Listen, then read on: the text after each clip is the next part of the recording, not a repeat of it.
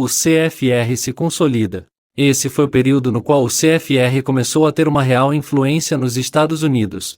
Velhas instituições soberanas foram trocadas por novas a nível internacional, tais como o Institute of the Pacific Rim, a IPR, e a Foreign Policy Association, a FPA.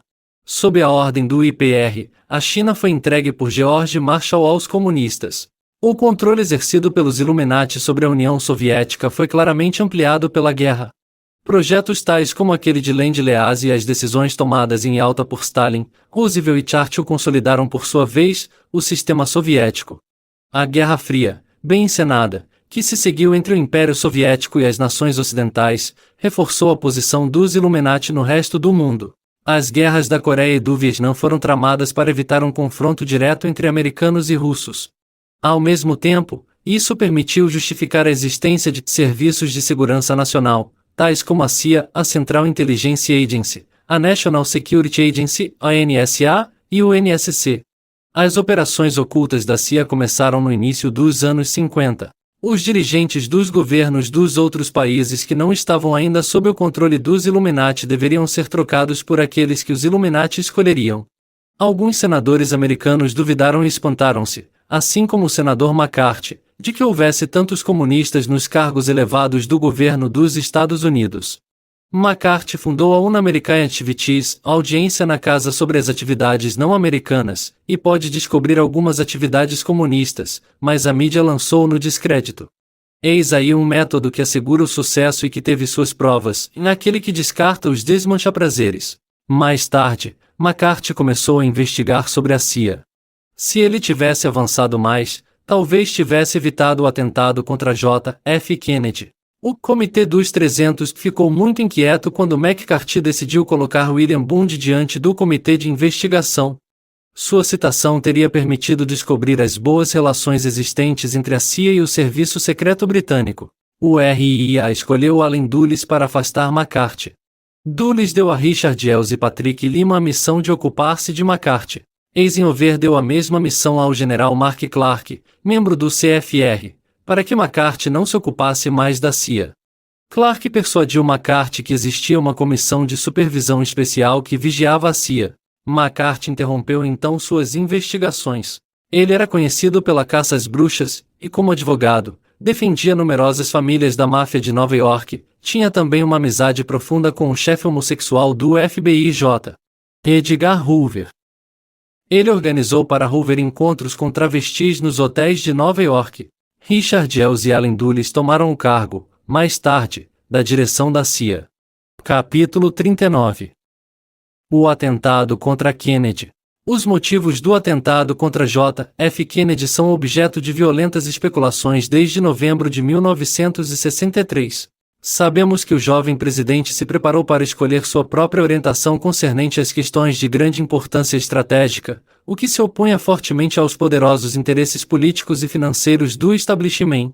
Ele não era um bom parceiro e uma das causas do seu assassinato foi que ele deu baixa, logo após sua tomada de posse em 1961, no chefe todo-poderoso da CIA, Allen Dulles, que acabava de sofrer um revés na Operação da Baía dos Porcos. Tratava-se de exilados cubanos que não puderam aportar na Baía dos Porcos, em Cuba, em abril de 1961. Também ele intencionava a retirada de alguns conselheiros americanos, advisors, do Vietnã. Com efeito, ele deu-lhes ordem de retirar-se em outubro de 1963. O que irritou também enormemente os Illuminati foi o fato de que Kennedy queria claramente diminuir as atividades militares da CIA no sudeste da Ásia.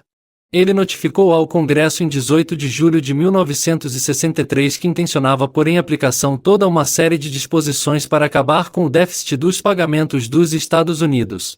Ele queria tornar a ativar a exportação de mercadorias industriais e aumentar os impostos sobre os bens dos cidadãos americanos no estrangeiro. Os impostos a pagar sobre o capital investido no estrangeiro seriam aumentados em até 15% por ano. Isso representava, evidentemente, uma desvantagem a mais para os banqueiros internacionais. Kennedy teria sido, e como, o homem que faltava para defender os direitos do povo. Se quisermos levar em conta outro motivo muito mais importante, deixemos, mais uma vez, mais brevemente, o setor da política. Isto se refere à descoberta do disco voador que se espatifou em 2 de julho de 1947 em Roswell, Novo México. Descobriram-se nesse disco 4 pequenos humanoides. Nesse caso houve 92 testemunhas, 35 testemunhas de primeira mão, do pessoal da Força Aérea. Em 13 de fevereiro, encontraram outro disco espacial nos arredores de Azteca, no Novo México. A segunda queda de outro disco nessa mesma região aconteceu em 25 de março de 1948 no Hart Canyon.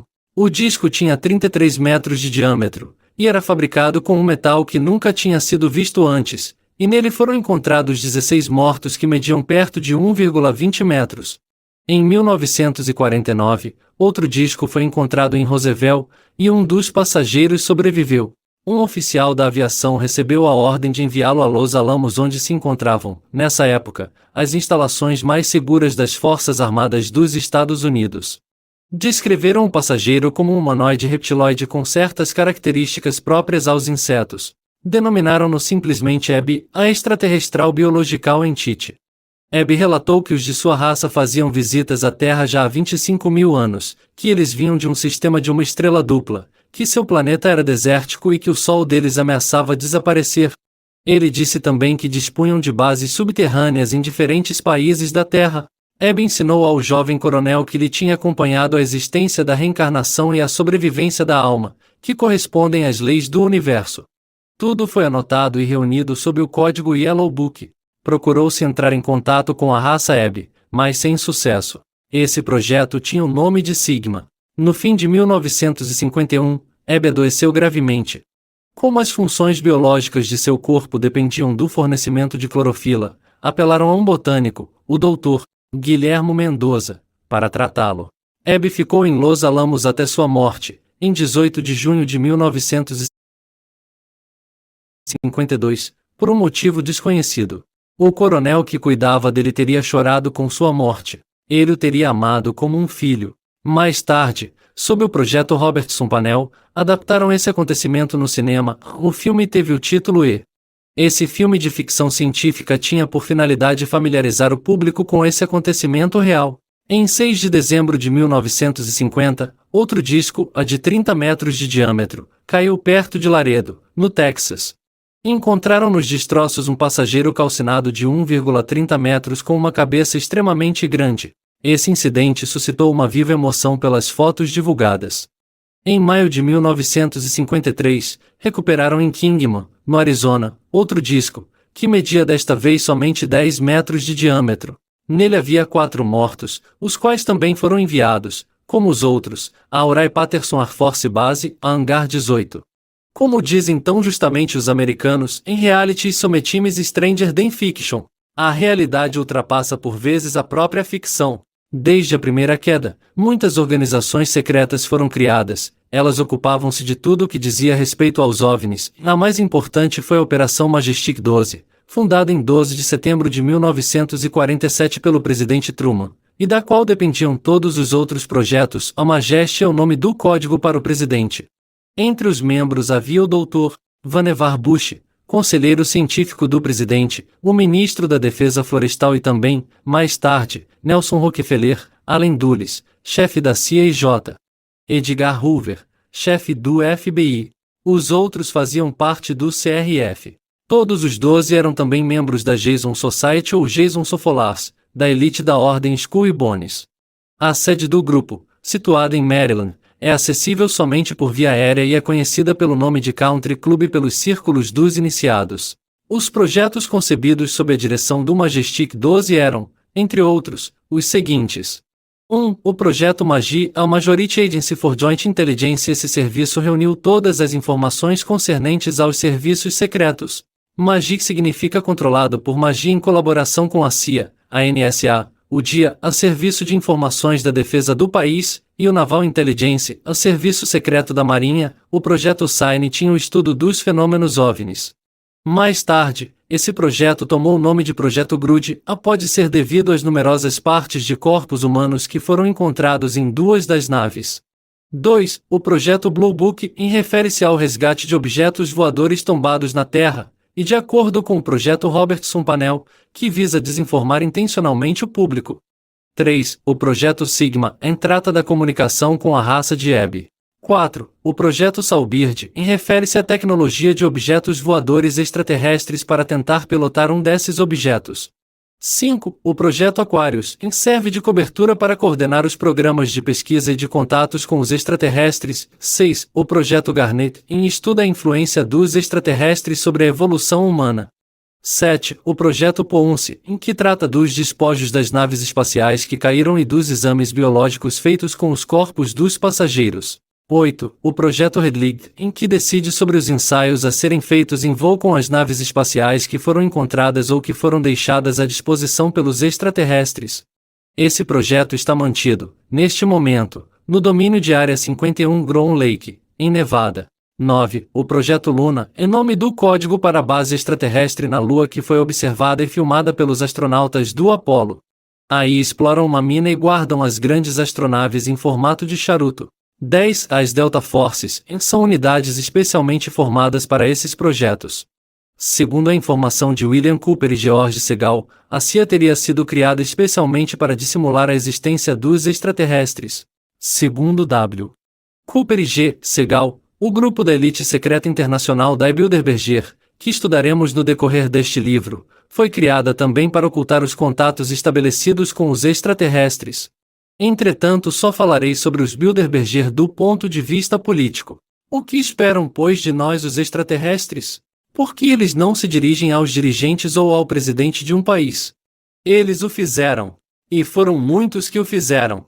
Não foram somente George Washington e Abraham Lincoln que afirmaram terem sido contatados por extraterrestres. O presidente Roosevelt teria tido, em 1934, por ocasião de um cruzeiro no Pensilvânia no Pacífico, um encontro arranjado por Nikola Tesla com os passageiros de um disco voador. O presidente Truman, ele também, teria tido uma entrevista pessoal com os extraterrestres em 4 de julho de 1945. Alguns filhos dos Rothschild deram a entender que no início deste século seus pais teriam encontrado os passageiros de um OVNI.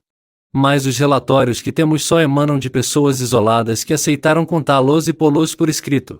Existe, entretanto, provas concretas dos encontros do presidente Dwight D. Eisenhower. Michael Ezima escreveu a esse respeito. Assim transparece das relações estabelecidas pelas pessoas em contato com os extraterrestres que estes últimos, desde sua aparição maciça sobre Washington no verão de 1952, tiveram contato com o governo americano.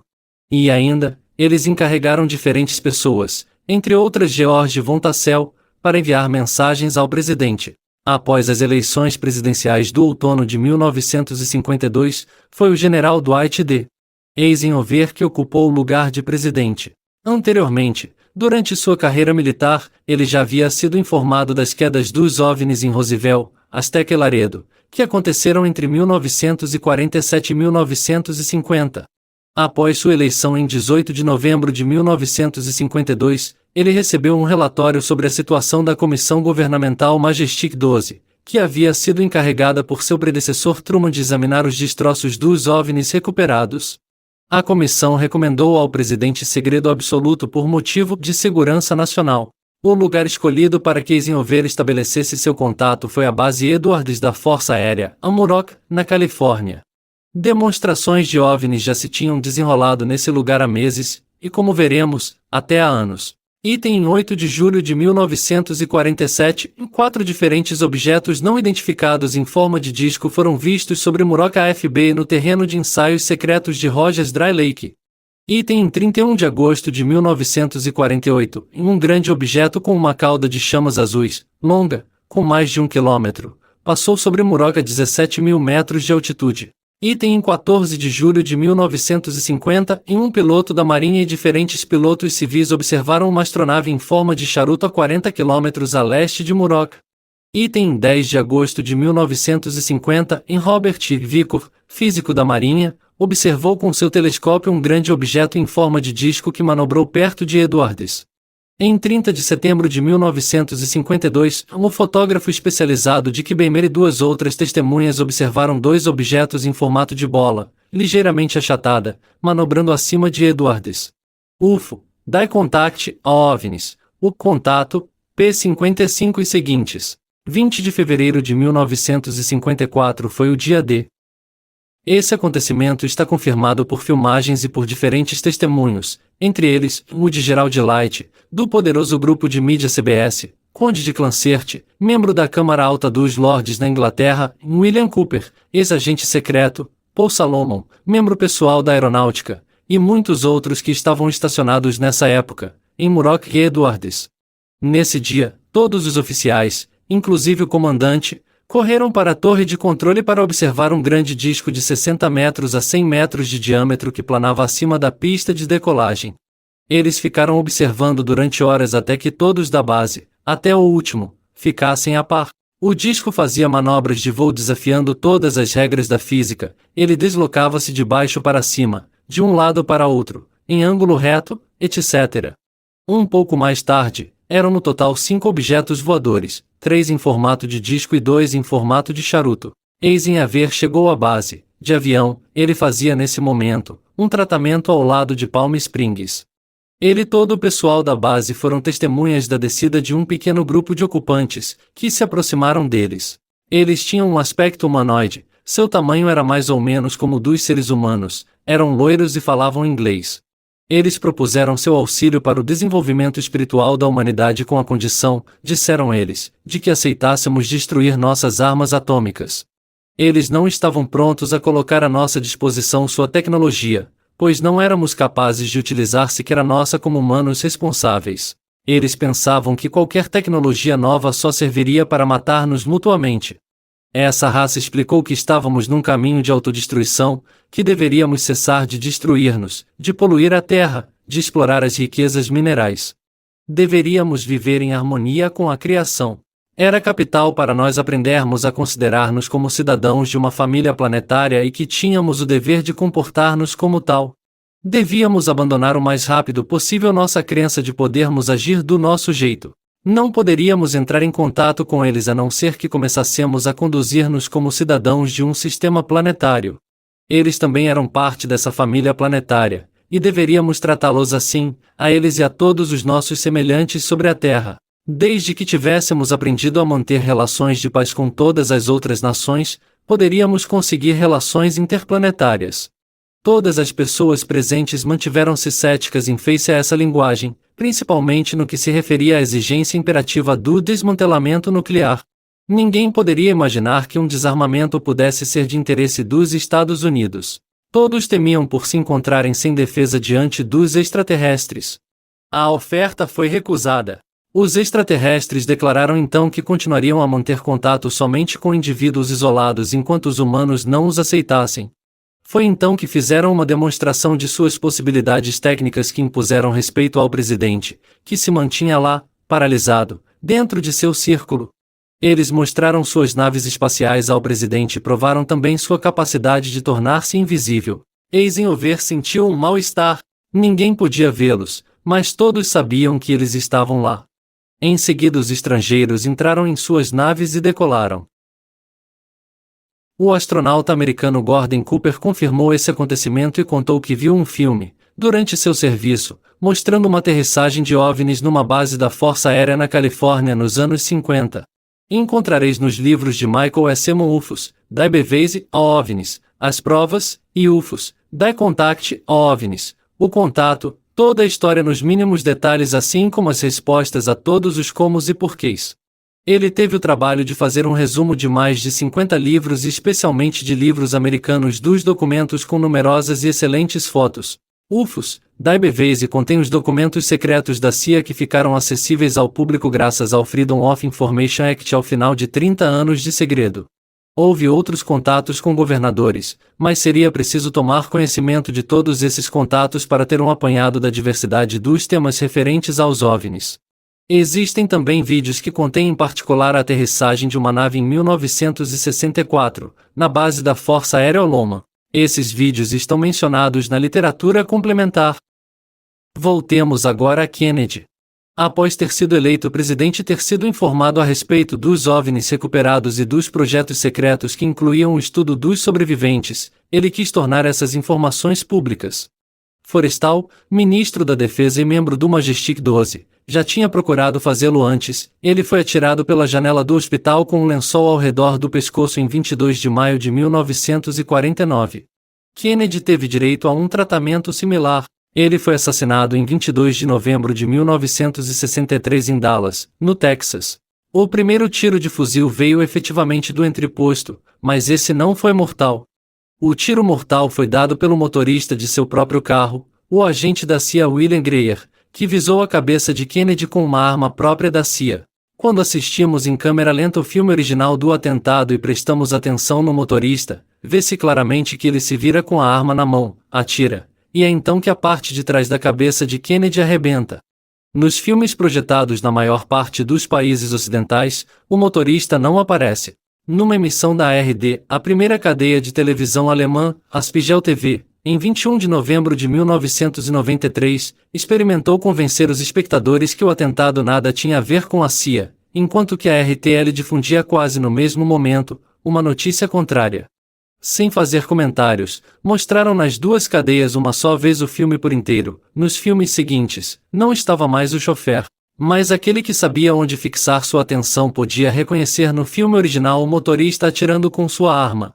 John Lear, filho de Lear Aircraft, hoje proprietário, e antes designado como o melhor piloto da US Air Force, com 17 recordes no mundo, encontrou 3 filmes originais entre outros no Japão. Ele fez com que fossem analisados por computador para provar sua veracidade. Ele mesmo e William Cooper, ex-membro da Naval Intelligence, o Serviço Secreto da Marinha, e autor de Bill Pally Horse, fazem em nossos dias conferências nos Estados Unidos, quando se pode obter os filmes originais por seu intermédio. William Cooper perdeu a perna direita por causa desse filme e ele foi vítima de um atentado em 1973. A televisão japonesa, em seguida, divulgou várias vezes esses filmes originais nas atualidades televisionadas nos horários de grande audiência. A análise por computador permitiu identificar a arma e a descreveu como sendo de um calibre especial empregado pela CIA.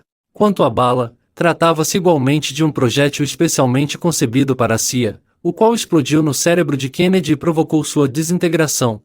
Teriam participado na preparação do atentado os membros da CIA Orlando Bost e Howard Hunt, Frank Sturgis e Jack Rubenstein, aliás Jack Ruby. A CIA, em agradecimento, liquidou as enormes dívidas de jogo de Ruby. Lee Harvey Oswald, que também havia sido membro da CIA, trabalhava no momento do atentado para Jack Ruby. Sua morte foi programada. Jack Ruby matou-o antes que ele pudesse provar sua inocência. O culpado foi encontrado, ele não podia mais provar o contrário. A CIA odiava Kennedy. Ele era, no parecer dela, o responsável pelo mau jeito que tomaram seus projetos concernentes ao Vietnã, Cuba e os OVNIs. Um colaborador da CIA, que havia participado da operação da Baía dos Porcos, disse que todas as pessoas que trabalhavam em seu setor levantaram-se e aplaudiram assim que eles souberam da novidade da morte de Kennedy. Nas audiências diante do Comitê Especial para Atentados, numerosos desses fatos foram desvendados, mas segundo a Lei de Segurança do Estado americano, os arquivos estão fechados até 2029. Após essas audiências, a CIA viu-se proibida de qualquer operação secreta no interior dos Estados Unidos. Quem pode acreditar que ela se limitou a isso? Todas as testemunhas da conspiração foram assassinadas ou morreram de um câncer fulminante que lhes haviam injetado. O motorista que havia atirado morreu, por exemplo, 3 semanas após o atentado. Segundo o Warren Commission Report, relatório oficial do atentado contra Kennedy, Lee Harvey Oswald teria sido o único assassino. Foi o que pudemos ler, 9 horas mais tarde em todos os jornais americanos. A conspiração da CIA e do Comitê dos 300 foi guardada em silêncio. Por uma boa razão, os Illuminati haviam sido muito eficazes ao controlar os agentes de imprensa. Este é um exemplo, entre outros, que prova que nações inteiras recebem durante décadas informações errôneas, até o dia em que um pesquisador corajoso se encarregue de fazer as investigações. Robert F. Kennedy, o irmão de J. F. Kennedy, que também era um obstáculo aos Illuminati, morreu em 5 de junho de 1968, justamente antes de ganhar as eleições presidenciais. Nesse caso, o assassino único foi Siran Siran. Ele estava sob o efeito da droga que foi preparada pela CIA para essa circunstância especial. Para ficarem seguros de que Siran Siran não erraria seu alvo, O guarda-costas de Howard Hughes teria atirado a bala suplementar que encontraram, mais tarde, na cabeça de Robert Kennedy. Segundo os dizeres do juiz de instrução, apoiando-se sobre as provas balísticas, a boca da arma deveria estar de 5 a 8 centímetros longe da cabeça de Kennedy. Quanto à arma de cera, ela estava longe a mais ou menos 30 centímetros. Isso também foi dissimulado para o público. As publicações internas da CFR e da Ordem Skull e Bones continham, entretanto, essas informações. Segundo 12 dos protocolos, é preciso suprimir as pessoas que constituem um entrave ao plano. Encontrareis em particular no livro de William Cooper Bell da Palehorse a história completa do atentado com os nomes, os dados e os fatos concretos, assim como as relações travadas pelos Estados Unidos com os extraterrestres.